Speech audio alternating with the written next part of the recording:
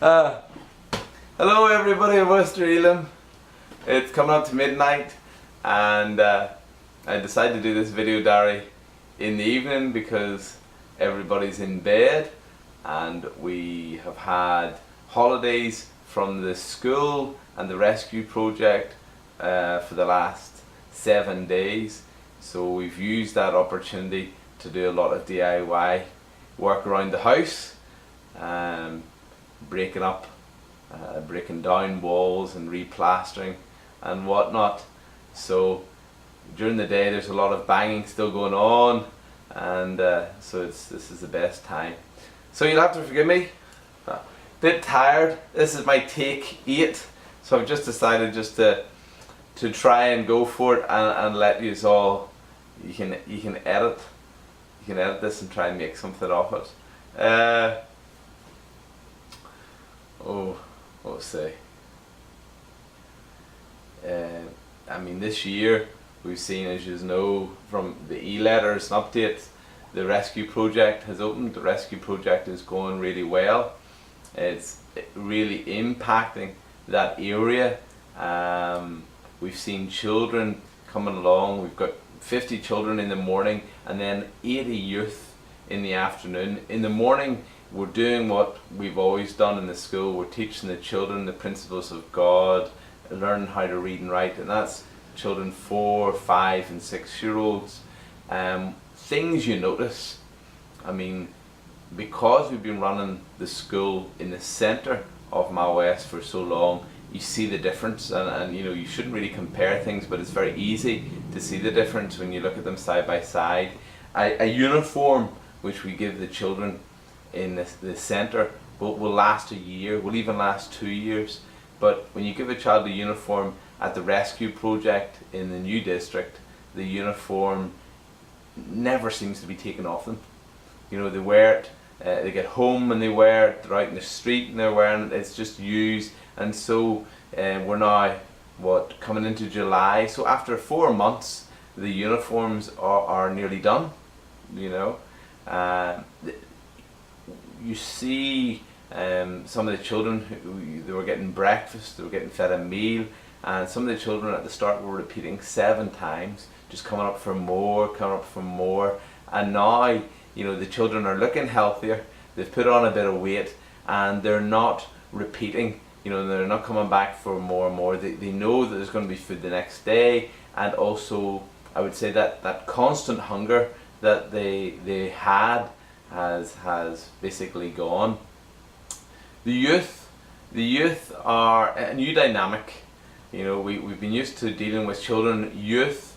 We've been used to dealing with youth in the church.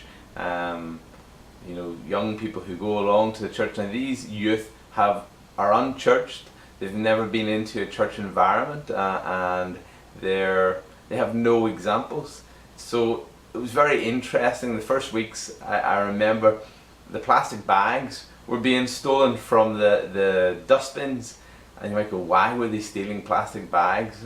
Well, they were making kites, so they'd have a wee wooden frame, and then they'd stick on the plastic bags and make a kite.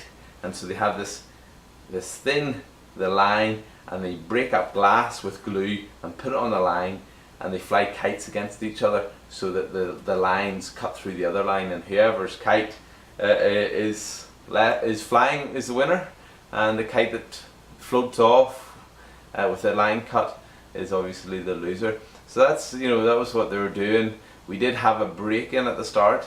Nothing was stolen apart from glue, obviously, for the kites.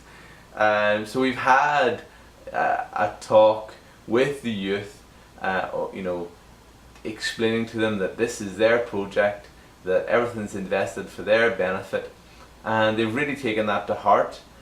We have, I mean, in Ireland we eat lots of potatoes. I don't know if you eat as much in England, but in the Amazon we have a root plant, basically from the potato family, and it has to be skinned. Take the skin off it with a knife. It's not like peeling a potato, it's a lot more difficult. So we got a donation with bags and bags of let's call it this root plant, and so the thing was, instead of the cook having to peel them all, we got the youth to do it. And so they were really excited. They got this all done. And it was interesting just to see from these youth who are very sort of, a bit rebellious, wanting to strut their stuff, to now these youth who are working together for the benefit of one another.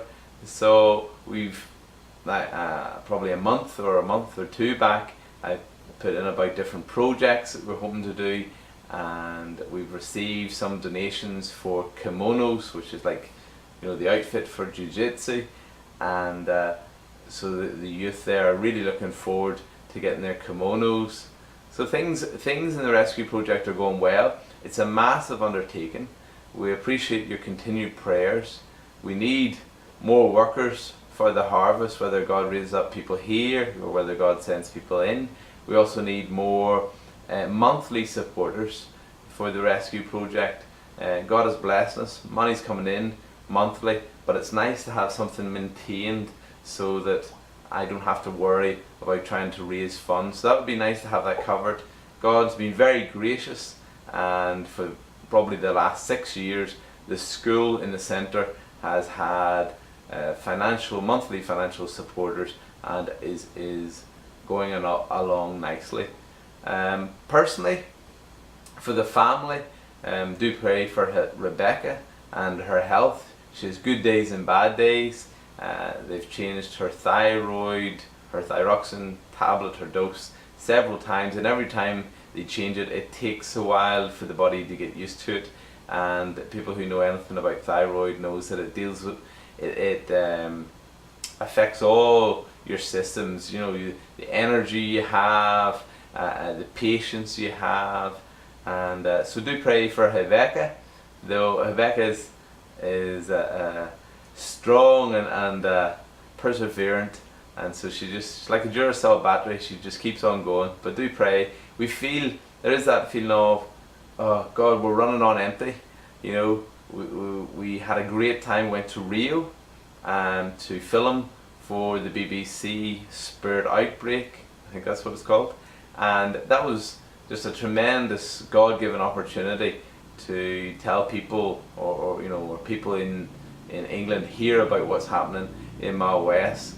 So we know that the favour of God is upon us, and I believe that's because people are praying back home, and so just keep on praying that God opens up more doors. Some of you who have followed the prayer letters that I used to send out, which I haven't done in a while. It's just been that busy.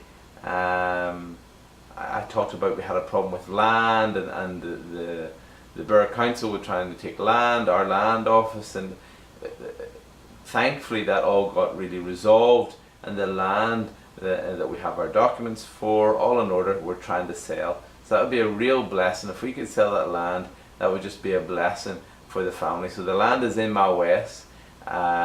We don't have a recession here.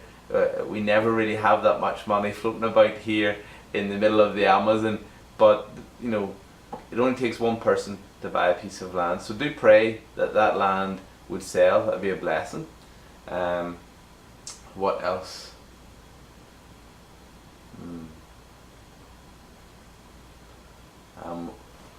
Time out there. 2 seconds. Okay, mais um. Tá bom?